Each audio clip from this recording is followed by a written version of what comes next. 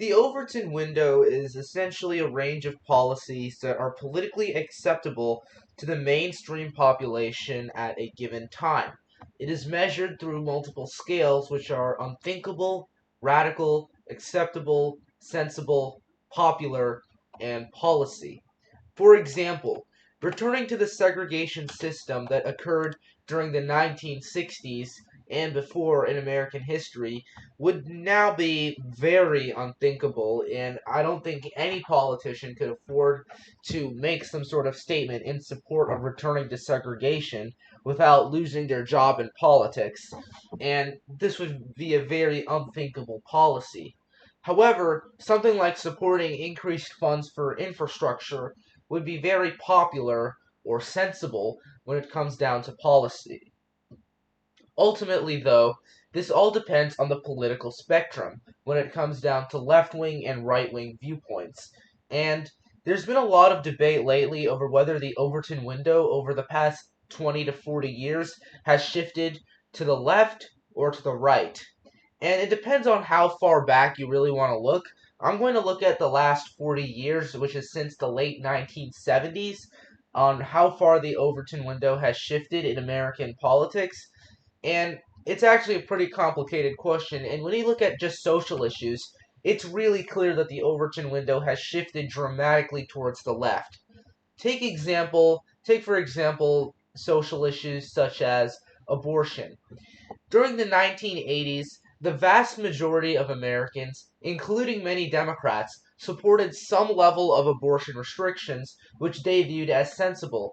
The Democratic viewpoint on abortion in the 1980s and even the 1990s was to keep abortion safe, legal, and rare.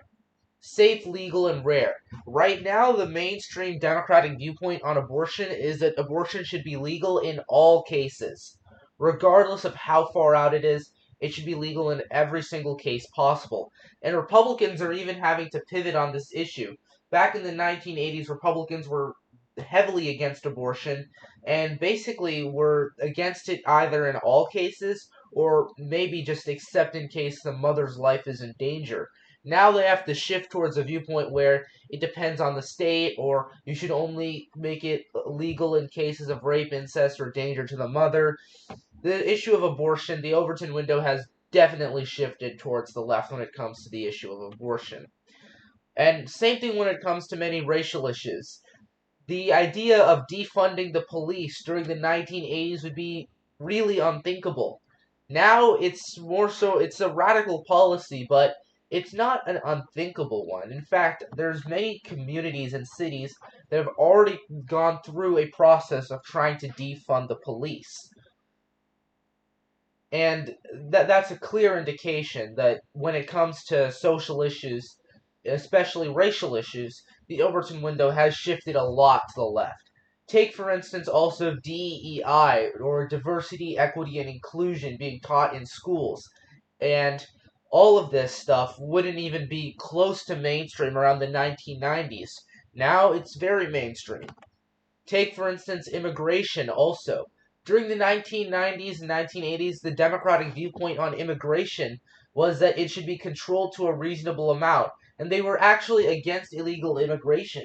Take, for instance, Walter Mondale and Michael Dukakis, who, when they ran in the 1980s, they called for increased legal immigration, but decreased illegal immigration.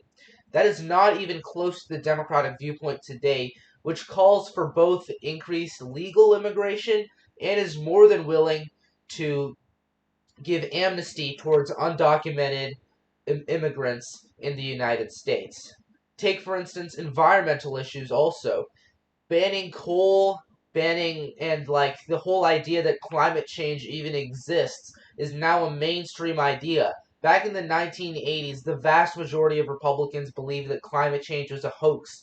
Even now, there are Republicans who view climate change as a hoax, but the number has gone down by a lot. And the idea of making coal and banning coal and oil products and moving towards much more clean energy systems has become a lot more mainstream in the United States. And the reason why the Overton window has definitely shifted towards the left on social issues is largely because of the youth demographics.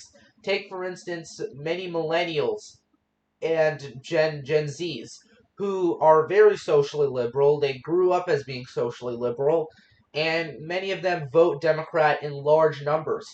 And the only thing that's really keeping the Republican Party alive on social conservatism is that many Gen Zs and young millennials don't show up to vote. But it is safe to say in the next 20 to 30 years, Republicans really have to moderate themselves on social issues if they want to survive in American politics. And there has been this notion that millennials, as they grow older, they will eventually vote more conservative. But if they do, that's only going to that's only going to be because of a Republican Party moderating its views on social issues.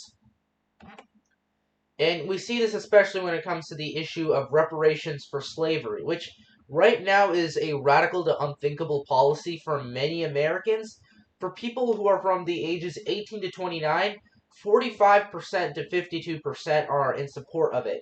While, yes, the majority of them are still opposed to reparations, this is a much bigger amount of support for younger generations than it is for much older generations. Just compare the baby boomers to the Gen Zs. However, when it comes to fiscal issues, we see an entirely different story. And we see that the Republican Party and conservatives have actually gained ground on fiscal issues. Take, for instance, many issues like taxing the rich and corporate issues. Democrats used to be very anti-corporations. Now they're actively supporting corporations. And corporations are in many ways actively supporting Democrats because of socially liberal viewpoints. And yes, the Democratic Party has stated that they do support taxing the rich, but we haven't really ever seen this in policy. And while there may be some modest tax increases on the rich, these tax increases aren't even close to what the tax level on the rich used to be, the 1970s and early 1980s. During the late 1960s and early 70s, the tax rate on the top 1% used to be as high as 60%. And in fact, even under Republican presidents such as Nixon and Eisenhower, this tax rate remained the same. In fact, former President George H.W. Bush called Ronald Reagan's whole policy of reducing taxes on the rich voodoo economics. So, as a whole, while the Overton window has shifted to the left, it's definitely shifted to the left on social issues. It has also somewhat shifted to the right on fiscal issues. As a whole, though, I would say that the Overton window has shifted a moderate amount towards the left, as it has for the last 30 years. It's shifted by a wide amount towards social issues. It's sort of shifted to the right on fiscal issues, but it's moved modestly towards the left as a whole, the Overton window, over the last 20 to 30 years in American history. So, thank you guys for watching this video. Make sure to like this video down below and subscribe to the channel.